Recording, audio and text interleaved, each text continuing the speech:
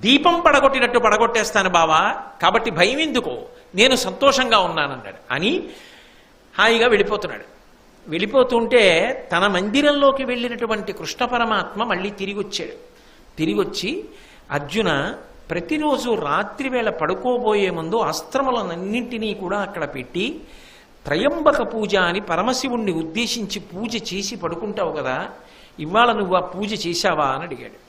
చెయ్యలేదు అన్నాడు. రేపటి రోజు చూస్తే అత్యంత క్లిష్టమైన కాలం. అవతల సైంధవుణ్ణి సూర్యాస్తమయం లోపల సంహరించాలి. నువ్వు ఇవాళ పూజ చేయడం మానేసి పడుకుంటున్నావు.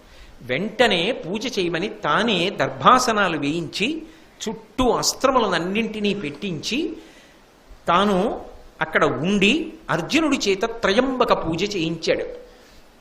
ఆ త్రయంబక పూజ చేసినప్పుడు చిత్రం ఏమిటంటే, కొడుకు చనిపోయాడు. ఇంత